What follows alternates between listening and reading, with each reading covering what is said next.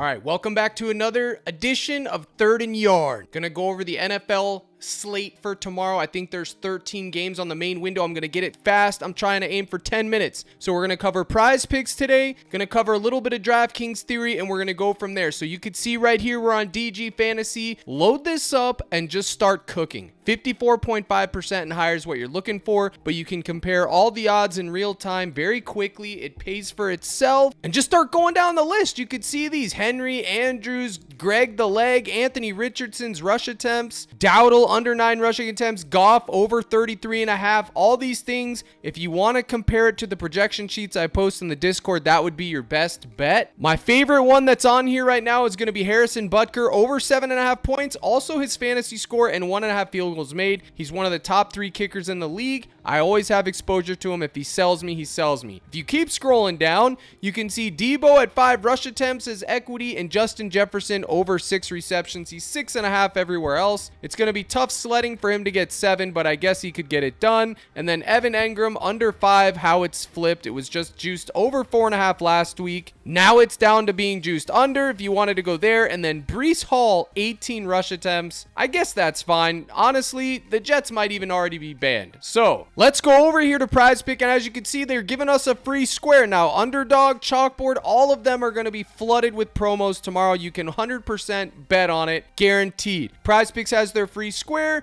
They're going to have other stuff as well, but where am I going to pair this with? I'm not exactly sure. I'll probably take it with my favorite Goblin and just grab 2x, but I want to talk about J.K. Dobbins real fast. He came out of nowhere last week to surprise everybody on Draftkings. And now this week, he's facing the Carolina Garbage Panthers, who are exactly who we thought they were. We just saw what happened last week when they played. Dobbins is a great running back. His career's been plagued with injuries. He was also over there with the Ravens, where they have multiple runners, one being Lamar Jackson, but now he's on a team where he can actually show what he can do as long as he stays healthy. If for whatever reason he's still on the waiver wire in your league, say you're in an 8-man league or something like that, you should pick this guy up because he's going to be crushing. 11.5 fantasy score gives you access to his touchdown upside, and 57.5 rush yards I think is also good. Remember, you're going to want to script the game, so take J.K. Dobbins. If you think the Chargers are going to get the lead against Carolina, which they should, they can ground and pound with J.K. Dobbins. Now, if you go over here to Outlier and take a look at the spread, you can see the Chargers are on the road and they're still 4.5 favorites. 4.5 favorite in the NFL, especially on the road, is ridiculous, okay? That's a huge spread. This isn't NBA. That's a big spread for the NFL, especially being on the road. Now, if you also go to that same application, Outlier, you can see the majority consensus has them at 59.5, but you can see the rushing yards allowed. Carolina's ranked 23rd overall right now. You can see the Chargers pass versus run rate, but again, some of this data is skewed because of last season. This is still showing Austin Eckler. So you're going to have to wait when you use applications like this until this stuff updates. I don't know when it will, but eventually it will. Austin Eckler's not even on their team anymore, guys, okay? Obviously, he was getting all the rushing yards, so you can't even look at something like this, and that is one thing that I wanted to point out, all right? So make sure you take this with a grain of salt. I would wait until like week 3, week 5 maybe even, to where this stuff's going to come into play and catch up. Right now in the NFL, it's a ton of gut calls, and it's going to remain that way until week 3 to week 5. But if you go here and look, J.K. Dobbins over 11.5 fantasy score, minus 133,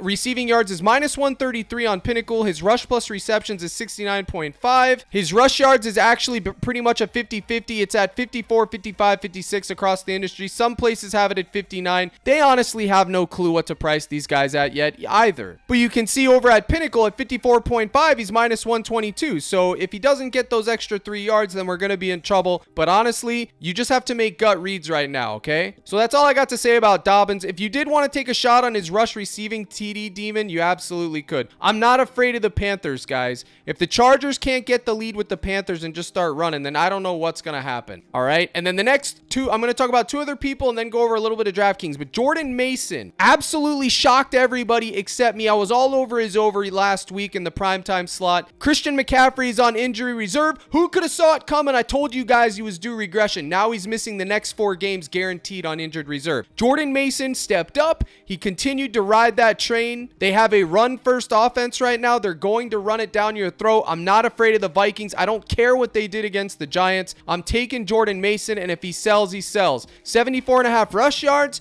His fantasy score, where is it? At 14. His rush attempts at 17.5. All of these I think are viable. They get the lead. They're going to do exactly what they did to the Jets. They're just going to run it, and they trust him to do it. Next man up. Christian McCaffrey's down. Jordan Mason's next in line. Now, if you go back over here to find out what they're being juiced at, you can see his 74.5 is also basically a 50-50. He's 75 on FanDuel, 74 across the books, but again, he's minus 135 to go over on MGM. If you were to take that over there, you'd be paying significant juice. These guys don't really know what's going on either. Their data systems and algorithms are just the same as what we have right now. Obviously, theirs is better. Let's not get carried away, but you're just making gut calls, which is why I tell everybody to go light in NFL to like week 3 to week 5. Then you can actually start to fire things. In fact, forget week 3, just stick to week 5. That is when you can have a good idea of target share, market share, rush attempts, defensive schemes, etc. Who's a good team and who's not. We don't really know anything yet, guys. One week isn't enough to determine anything in the NFL. Neither is 2. I need at least 4 to 5 under my belt before I can be like, oh yeah, that's hitting and that's not hitting. But I am taking a shot on Jordan Mason, and then I'm also going over to Baker Mayfield, who's been a wagon since last season. This game could be a shootout. This could be the game that feeds families on both sides, the Lions and the Bucs, okay? The Bucs are my team, so there's a little bit of bias there, but Baker Mayfield, 18 fantasy score.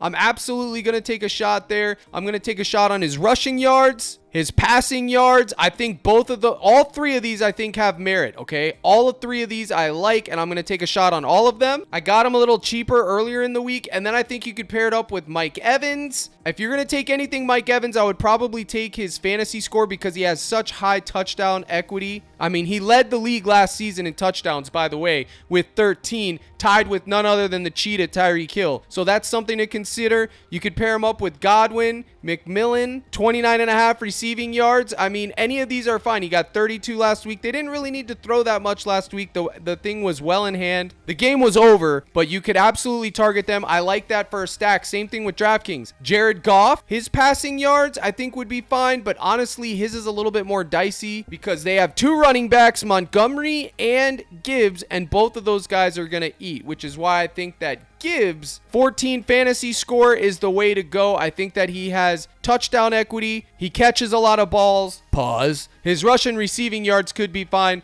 but honestly, I'll probably do Baker, Evans, and then run it back with Gibbs or Monty, something like that, something along those lines. Same thing for DraftKings, okay? Now, the guys that busted last week, like Amon-Ra St. Brown, those are the guys that I would be targeting again. For DraftKings purposes, you're going to want to go with running backs that are going to be within the 5 to 8K range. I'm talking high upside guys with low prices like Dobbins. Mason's going to be the stone lock on DraftKings this week as far as exposure. I mean, I'm probably locking him in 150 lineups out of 150. I don't care. Everyone's going to be on him, and I don't care. How do you get different when you're dealing with that? You overexpose yourself to him. So if the public's going to be at like 56% owned, you 100% owned. That gives you leverage. You now have 44% leverage on the field, even though he's high owned. You understand what I'm telling you? That is the way to play it. Breece Hall, he's going to be another guy that's going to be high owned. I mean, another guy a running back that has a lot of upside. And then Anthony Richardson, he's got a lot of fantasy upside this season. I like the matchup. I think his fantasy score at 19, you get access to all of his fantasy upside with touchdowns, etc. And then Jaden